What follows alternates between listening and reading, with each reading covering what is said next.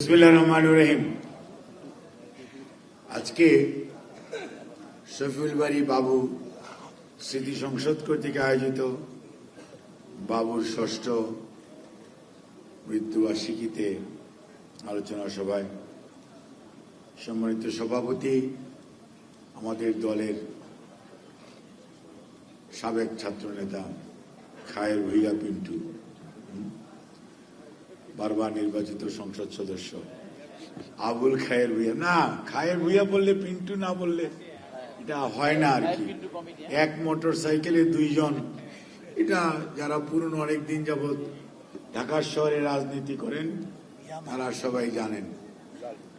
যাই হোক, জনাব আবুল খায়ের ভূঁইয়া মাননীয় সংসদ সদস্য এবং উপস্থিত আছে শফিউল বারী বাবুর সহধর্মিণী মাননীয় সংসদ সদস্য বিথিকা, উপস্থিত রয়েছেন আমাদের দলের বেশ কয়েকজন সংসদ সদস্য এবং সর্বোপরি ছাত্রদল, যুবদল, স্বেচ্ছাসেবক দলের সম্মানিত কেন্দ্রীয় নেতৃবৃন্দ, বর্তমানে সবাই জাতীয় নেতৃবৃন্দ, কেউ সংসদ সদস্য, কেউ বিভিন্নভাবে আছেন, পিছনের সারিতেও বসা আছেন আমাদের অনেক জাতীয় নেতৃবৃন্দ, আর আমার সামনে বসা আছেন শফিউল বারী বাবুর গুণমুগ্ধ সহকর্মীগণ, উপস্থিতি এবং সাংবাদিকগণ, আসসালামু আলাইকুম। আমি শফিউল বারী বাবুকে আমি ঢাকা মেডিকেল কলেজে রেজিস্ট্রার ইউরোলজি হিসেবে জয়েন করেছিলাম 89 সনের 10 তারিখ, মে মাসের 10 তারিখ। বাবুর সাথে আমার কয়েকদিনের মধ্যেই আমার ডাক্তারদের কল্যাণে পরিচয়। আমি তখন রশিদ বিল্ডিং নামে একটা বিল্ডিং আছে ফজলুল হকের উল্টা দিকে, 4 তলা বিল্ডিং, ওখানে থাকি, ফ্লোরে থাকি। আর তখন মানে খাট টাট কিছু কিনা হয় নাই, বিয়ে শাদিও করি নাই। তখন এই বাবু, আমি, আমার একটা ওয়ার্ড বয় ছিল, ওরা পাক করতো আর আমরা ফ্লোরে বসে খেতাম। এবং যখন স্বৈরাচার বিরোধী আন্দোলন আস্তে আস্তে খুব তুঙ্গে উঠছে, সেই সময় থেকে বাবুর সাথে আমার পরিচয়, এর আগে পরিচয় ছিল না, এবং পরিচয়টা আন্দোলন সংগ্রাম, ঢাকা বিশ্ববিদ্যালয়, ঢাকা মেডিকেল কলেজ এবং স্বৈরাচার বিরোধী আন্দোলন কেন্দ্রিক প্রেস ক্লাব, এটা কেন্দ্রিক আরো অনেক রাজনৈতিক নেতৃবৃন্দ ছিলেন। এখানেও কয়েকজন আছেন বসা, যারা ওই সময় বিভিন্নভাবে আন্দোলন সংগ্রামে যাদের সাথে আমাদের খুব মানে এক ধরনের সক্রিয় অংশগ্রহণ ছিল।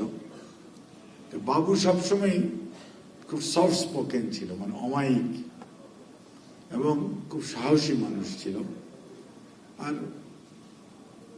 আমার দেখে একজন সৎ মানুষ হিসাবে যদি বলা যায়, এটা বাবুকে আমি এভাবেই দেখেছি। এবং খুব চুপচাপ, কখনোই কোনো ভিগোরাসলি কোনো সিদ্ধান্তের বিরুদ্ধে অপোজ করার যে মানসিকতা, সেটা সে কখনোই করে নাই। দায়িত্বশীলতার পরিচয় দিয়েছে সব সময়, ওই সময় দেখেছি, পরবর্তীতেও দেখেছি। আর জেল থেকে বের হওয়ার পর 2010-এ, এটা কি 11 সন হবে বা 10 সন হবে, হরতাল ছিল, তখন ভাগ করে দেওয়া হতো। আমার আর বাবুর ডিউটি ছিল প্রেস ক্লাবের সামনে সকালবেলা আমাদের হরতাল কর্মসূচি বাস্তবায়নে। তো প্রেস ক্লাবের অপোজিটে একটা যাত্রী ছাউনি আছে, ছিল ওই সময়, এখন আছে কিনা আমি ঠিক জানি না। আমি আগে গিয়ে বসে আছি আর কি। তো বাবু একটা আমার সামনে দিয়ে হেঁটে যাচ্ছে, আমার বাবুরে ডাকলাম, তো আপনি এখানে এসে পড়ছেন সকালবেলা আর কি, কারণ সকালে না গেলে তো আবার মেহেদি বাহিনী না কি ছিল পুলিশের, ওরা তখন তোমার আমাদেরকে যেমনে পারে চেংদুলা করে যা করার করে। যাই হোক, বাবু কিন্তু সবসময় রাজপথে অত্যন্ত সাহসিকতার পরিচয় দিয়েছে। এই যে বললেন অনেকেই যে ম্যাডাম যখন আলিয়া মাদ্রাসায় হাজিরা দিতে যেতেন, তখন সবসময় অনেক নেতাকর্মীরাই গিয়েছেন, বাট বাবুর যে উপস্থিতি, এটা আলহামদুলিল্লাহ সবসময় সবার চোখে পড়ার মতো ছিল। এবং যে সাহসিকতার সঙ্গে যে সামনের দিকে গেছেন, অনেক নেতৃবৃন্দ গিয়েছেন, তার মধ্যে বাবু যেহেতু আজকে আমাদের মাঝে নেই, কাজে বাবুর কথা অবশ্যই স্মরণ করা উচিত। আমি সেই জন্যই আল্লাহ রাব্বুল আলামিনের কাছে দোয়া করি, আল্লাহ যেন বাবুকে বেশ নসিব করেন, আর বাবুর সহধর্মিনী এবং তার ছেলেরা তাদেরকে যাতে আল্লাহ মানুষের মতো মানুষ হওয়ার তৌফিক দেন, বিশেষ করে ছেলেদেরকে, এবং ভাবি তো আছেনই আলহামদুলিল্লাহ। বাবুর ভাই, ওনার কথা হয়তো কিছুটা খুব প্রকাশিত হয়েছে, বাট এটাও এক ধরনের মানে কমিটমেন্টের কথা প্রকাশিত হয়েছে। সেজন্য আমি পরিবারের সবাইকে সহমর্মিতা জানাই। আর আমরা আজকে যারা এখানে বাবুর বিভিন্ন দিক নিয়ে আলোচনা করেছি বা বিভিন্ন কথা বলেছি, এবং সর্বশেষ আমাদের প্রতিমন্ত্রী সালাউদ্দিন টুকু যে বক্তব্য রেখেছেন, বাবুল খায়ের ভুইয়া যে বক্তব্য রেখেছেন, এবং বাবুর দীর্ঘদিনের ঘনিষ্ঠ জুয়েল যে বক্তব্য রেখেছে, এগুলো সত্যিকার অর্থেই আপনার এখান থেকে আমরা যারা একটু বয়সে তরুণ, যারা আপনারা এখানে আছেন, we need to learn something from this. একটা জিনিস মনে রাখতে হবে যে বাবুকে আমি কেন বললাম যে ফ্লোরের মধ্যে বসে কোনো ধরনের হেজিটেশন ছিল না, আপনার কোথায় কোন অবস্থায়, অর্থাৎ রাজনীতি করতে যে কোনো পরিস্থিতির সম্মুখীন আমরা রাজনৈতিক কর্মীরা অনেক সময় হই, এবং সেটার সাথে খাপ খাইয়ে চলার মধ্যেই হচ্ছে সত্যিকার অর্থে সার্থকতা, তা নাহলে তো হবে না। এবং সেটি বাবুর মধ্যে ছিল, কাজেই সেটি কিন্তু আমাদের ধরে রাখতে হবে। বাবুকে যদি আমরা ফলো করি, তাহলে বাবুর যে আদর্শ, বাবুর যে নিষ্ঠা, বাবুর যে একটা দায়িত্বের প্রতি যে দায়িত্ববোধ, এটার প্রতি আমাদের কিন্তু সবাইকে দায়িত্বশীল আচরণ করতে হবে, এবং সেটা যদি আমরা ধারণ করতে পারি সত্যিকার অর্থে, তাহলেই বাবুকে আপনি যোগ্য সম্মান দিতে পারবেন। আরেকটা জিনিস আমাদের সবার মনে রাখতে হবে যে বিগত 19টি বৎসর বাংলাদেশি জাতীয়তাবাদের আদর্শে বিশ্বাসী নেতা কর্মীদের উপর যে দমন পীড়ন হয়েছে, সেটি আপনি দেখেন। দেশনেত্রী বেগম খালেদা জিয়া, উনি কত আরামে থাকতে পারতেন। 81-30 মের পর থেকে ওনার জীবনে অনেক সুযোগ এসছে, কিন্তু উনি দল এবং দেশ এবং দেশপ্রেম এর বাইরে কিন্তু একবারও যাওয়ার উনি কোনো ধরনের ওনার মন মানসিকতা বা ওনার কোনো স্টেপসে মনে হয় নাই। যেমনটি শহীদ রাষ্ট্রপতি জিয়াউর রহমান, স্বাধীনতার ঘোষক, একটা মাত্র জিনিস, দেশপ্রেমের কাছে উনি কোনো কম্প্রোমাইজ করেননি। স্বাধীনতার ঘোষণা দিয়েছেন, ওনার ছেলেদের কি হবে, ওনার সহধর্মিনীর কি হবে, কোনো চিন্তা করেন নাই। হেরে গেলে ফাঁসি, জিতলে বীরুত্তম। কিন্তু এই চিন্তা মার্চ মাসে 71 সনে আসে নাই। অর্থাৎ এই যে ডেডিকেশন, এই যে কমিটমেন্ট, এবং যেটার ধারাবাহিকতা বজায় রেখেছেন দেশনেত্রী বেগম খালেদা জিয়া, এবং আপনাদের অনেককে সাথে নিয়ে উনি সারা বাংলাদেশ ঘুরে বেরিয়েছেন, দলকে জনগণের দলে রূপান্তরিত করেছেন, এবং কোনো ধরনের আপোষ করেন নাই। এই দেশের মানুষ ভালোবেসে ওনাকে আপোষহীন বলেছে, দেশনেত্রী বলেছে, বিভিন্ন উপাধি দিয়েছে, গণতন্ত্রের মা, এবং she has established, এবং এটা সর্বশেষ প্রমাণ 2025-এর 30শে ডিসেম্বর ওনার ইন্তেকালের পর সারা বাংলাদেশের মানুষ ওনার কফিনের পাশে দাঁড়িয়েছে। অর্থাৎ কি পরিমাণ শ্রদ্ধা মানুষ দেখিয়েছে, এটি বিএনপি একার পক্ষে কোনোদিন, দেশের মানুষ শ্রদ্ধায় অবনতি হয়েছে যে কফিনটির প্রতি, সেটি হচ্ছে দেশনেত্রী বেগম খালেদা জিয়ার কফিন।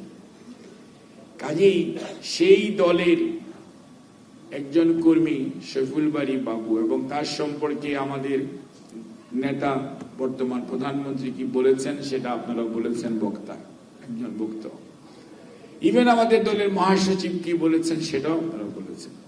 তার চেয়ে বড় কথা, আমরা সবাই এখানে যারা উপস্থিত, আমরা সবাই এক বাক্যে স্বীকার করি, বাবু একজন নিবেদিত প্রাণ দলের কর্মী ছিলেন। এ ব্যাপারে কোনো দ্বিমত নাই, কোনো ধরনের আপোষকামিতায় কখনো যায় নাই। কাজেই সেই দলের কর্মী তো এরকমই হওয়া উচিত, যেই দলের নেতা শহীদ জিয়াউর রহমান, যেই দলের নেত্রী দেশ মরহুমা বেগম খালেদা জিয়া, এবং যেই দলের বর্তমান নেতা জনাব তারেক রহমান 17 বৎসর বিদেশে প্রবাসে থেকেও কি এক সাংগঠনিক এক মোহনীয় শক্তি দিয়ে সারা বাংলাদেশে আবাল বৃদ্ধ বনিতা সবাইকে ঐক্যবদ্ধ রেখেছেন। খালি শুধু নিজের দল নয়, নিজের দলের বাইরের অন্য মানুষকে ঐক্যবদ্ধ করেছেন। যার বিরুদ্ধে অনেকের অনেক বক্তব্য ছিল, ষড়যন্ত্র ছিল, কেউ কেউ স্বপ্ন দেখেছিল যে 12ই ফেব্রুয়ারিতে ওনারা কেউ কেউ বিপ্লব বা ষড়যন্ত্র ঘটিয়ে গুটি উল্টিয়ে দিতে পারবেন, কিন্তু নেতার নেতৃত্বে ছিল অবিচল আর দেশের মানুষ ছিল ঐক্যবদ্ধ। যার যে বিস্ফোরণ ঘটেছে 12ই ফেব্রুয়ারির জাতীয় নির্বাচন 2026-এ, অর্থাৎ দেশের মানুষের কাছে কোনো ষড়যন্ত্র আর ঐক্যবদ্ধতার কাছে কোনো ধরনের কলা কুশীলব কিছুই টিকে নাই। জনগণের কাছে সবকিছু হেরে গেছে।